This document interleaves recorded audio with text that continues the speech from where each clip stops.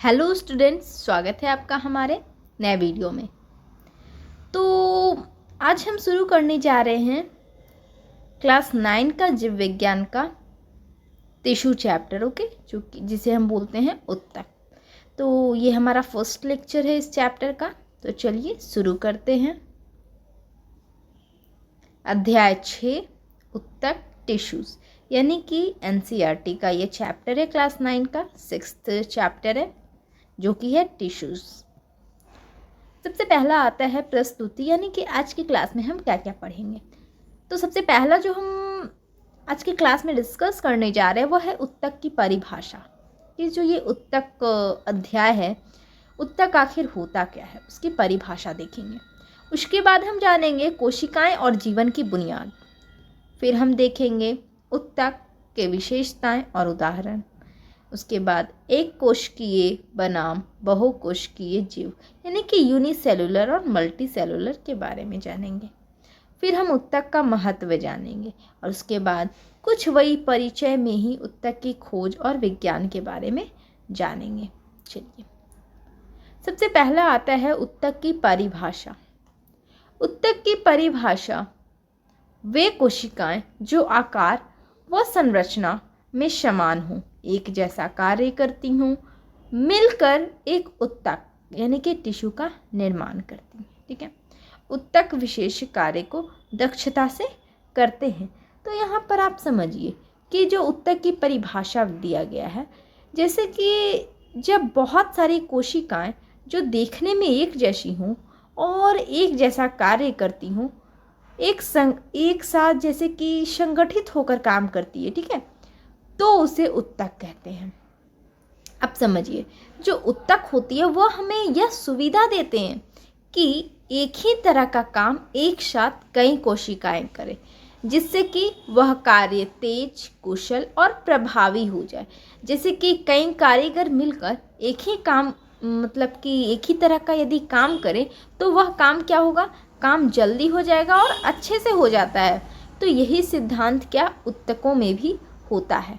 ठीक है, आगे बढ़ते हैं। कोशिकाएं और जीवन की बुनियाद। कोशिकाएं यानी कि कोशिकाएं जो होती है वो जीवन की आधारशिला होती है। सभी जीवित प्राणी कोशिकाओं से बने होते हैं। एक कोशिकीय जीव जैसे कि हो गया अमीबा में सभी कार्य एक ही कोशिका द्वारा किए जाते हैं, जैसे कि हो गया भोजन लेना, गति, गैसीय विनिमय, उत्सर्जन, ठीक है, एक्सचेंज ऑफ गैसेस जो होता है। तो यहाँ पर आप समझिए कि आखिर ये जीवन की आधारशिला जो है वो कैसे है। हमारे जीवन की सबसे छोटी इकाई कोशिका होती है।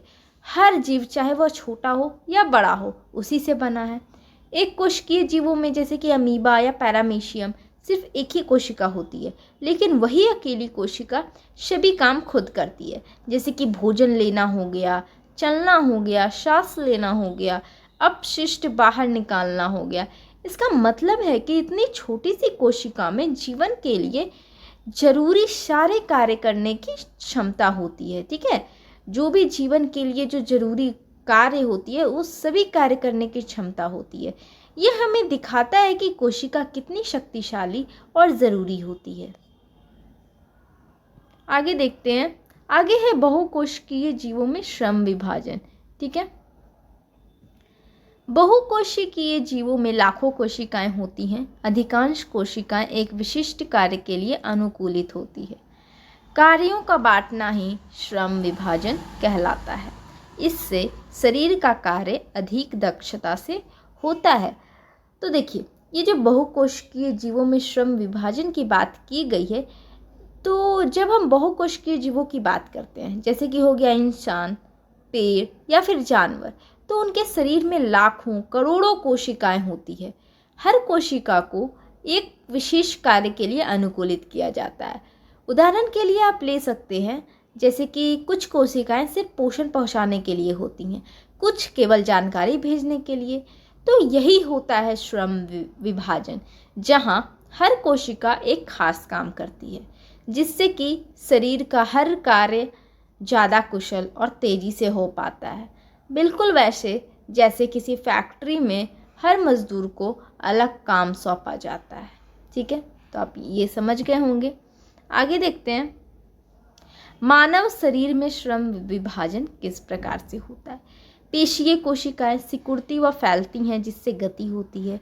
तंत्रिका कोशिकाएं संदेशों का संचार करती है। रक्त से क्या होता है, ऑक्सीजन, भोजन, हार्मोन, अपशिष्ट, ये सब का संचार होता है, उसकी गति होती है, पूरे शरीर में वहन करता है। ठीक है। तो मानव शरीर में श्रम विभाजन की बात करें तो जैसे देखिए, हमारे शरीर में अलग अलग प्रकार की कोशिकाएं होती है जो विशेष कार्य करती है।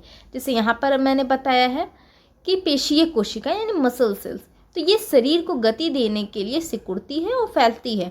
उसी तरह यदि तंत्रिका कोशिकाएं की बात करें यानी नर्व सेल्स की बात करें तो ये संदेशों को भेजने का कार्य करती है, जिससे कि मस्तिष्क और शरीर के अंग आपस में संपर्क कर पाते हैं। वहीं रक्त कोशिकाएं हमारे शरीर में ऑक्सीजन, भोजन, हार्मोन और अपशिष्ट पदार्थ को एक जगह से दूसरी जगह पहुंचाती है। इस तरह हर एक जगह से दूसरी जगह जैसे पहुंच रहा है, तो वो जो हर एक कोशिका होती है वो अपनी जिम्मेदारी निभाती है और मिलकर शरीर को सुचारू रूप से चलाती है। ठीक है, आगे देखते हैं पौधों में श्रम विभाजन। पौधों में भी कोशिकाओं में कार्य विभाजन होता है। वाहक नलिकाओं की कोशिकाएं जल, खनिज, भोजन एक स्थान से दूसरे स्थान तक पहुंचाती हैं। जाइलम व फ्लोएम इसके उदाहरण हैं। तो यहाँ पर समझिए, जिस प्रकार से मानव में श्रम विभाजन होता है उसी तरह पौधों में भी श्रम विभाजन होता है। वहाँ भी अलग अलग कोशिकाएं विभिन्न कार्यों के लिए जिम्मेदार होती हैं। उदाहरण के लिए आप ले सकते हैं जैसे कि जाइलम की कोशिकाएं मिट्टी से पानी और खनिज ऊपर तक पहुँचाती हैं, जैसे जड़ों से पत्तियों तक। वहीं फ्लोएम का क्या काम होता है, फ्लोएम की कोशिकाएं भोजन को पत्तियों से पूरे पौधों में ले जाती है। यानी जैसे शरीर में रक्त होता है वैसे ही पौधों में भी एक तरह की परिवहन व्यवस्था होती है जो पूरी तरह से उत्तकों पर आधारित होती है। ठीक है, अब आते हैं उत्तक, विशेषताएं और उदाहरण पर। उत्तक की विशेषताएं, कोशिकाओं का संगठित समूह, सभी कोशिकाएं समान प्रकार की होती है, विशिष्ट क्रम में व्यवस्थित होती हैं, कार्य निष्पादन में उच्च दक्षता प्रदान करती हैं।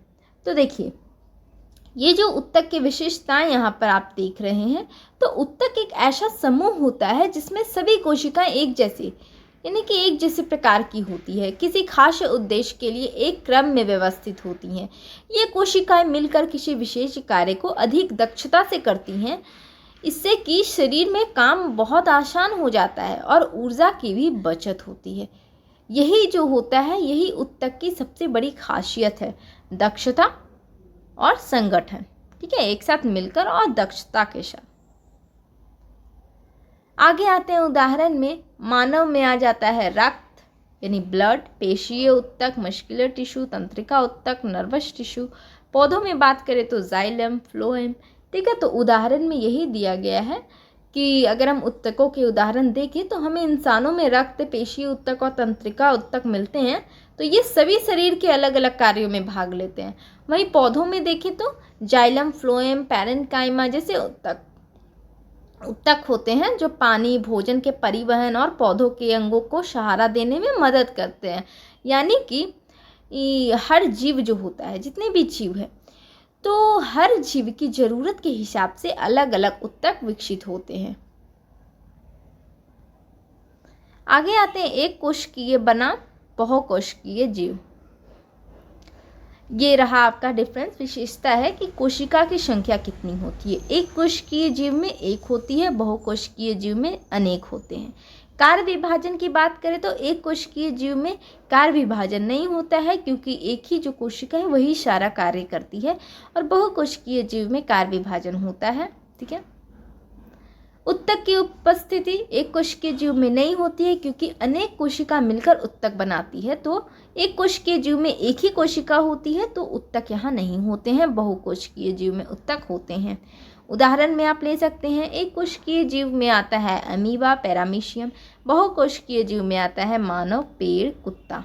ठीक है, तो ये थे डिफरेंस। ठीक है, जो एक कोशिकीय और बहुकोशिकीय के बारे में है।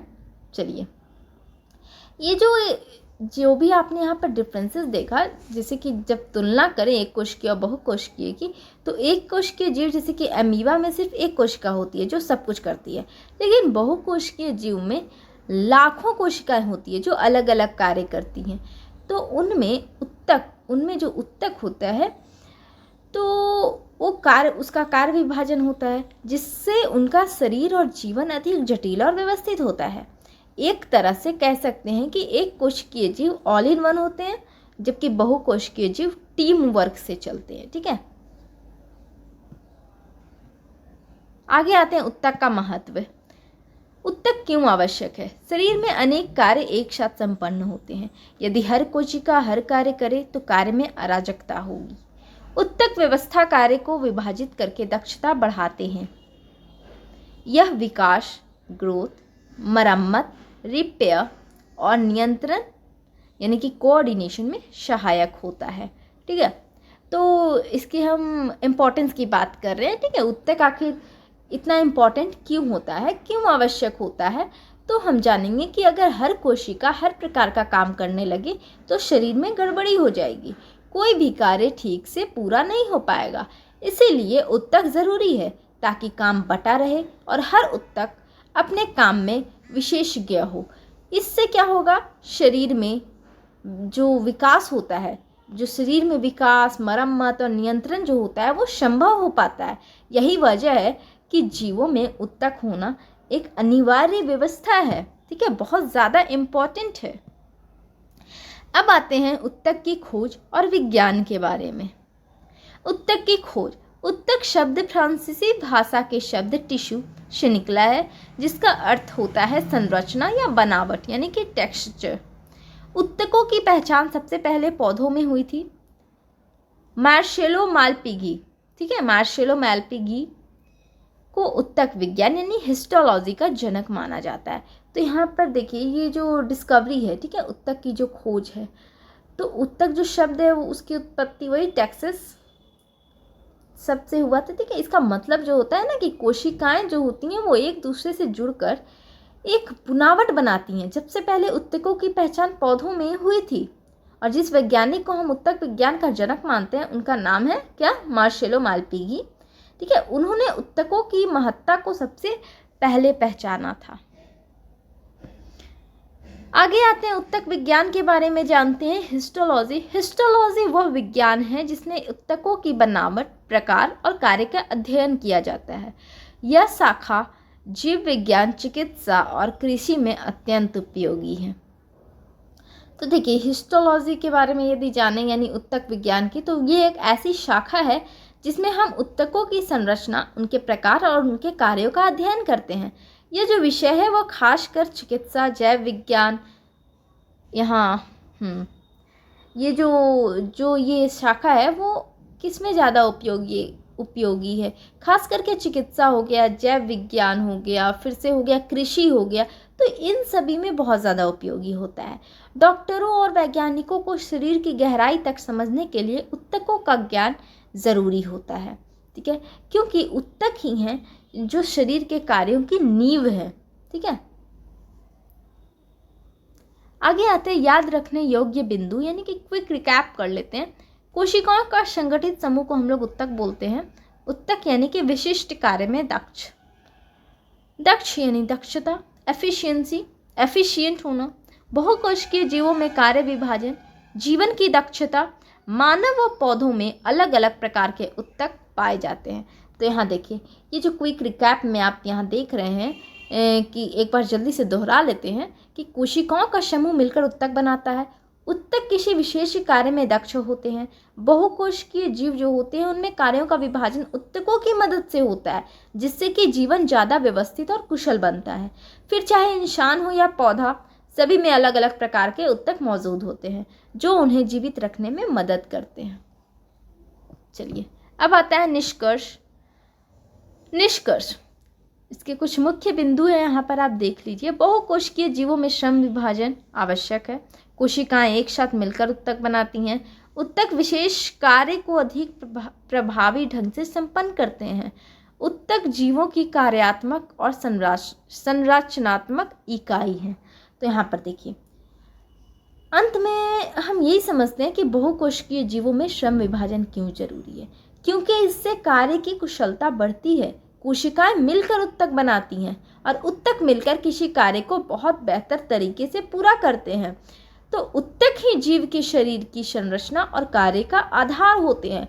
मतलब अगर कोशिकाएं ईंट है तो उत्तक इमारत की दीवारें हैं। ये आप समझ सकते हैं, जिस तरह ईंट से ईंट मिलकर एक दीवार खड़ी होती है और दीवार से क्या घर बनता है, तो वही बोला जा रहा है कि यदि कोशिकाएं ईंट है तो उत्तक इमारत की दीवारें हैं जो मजबूत और संगठित होती हैं।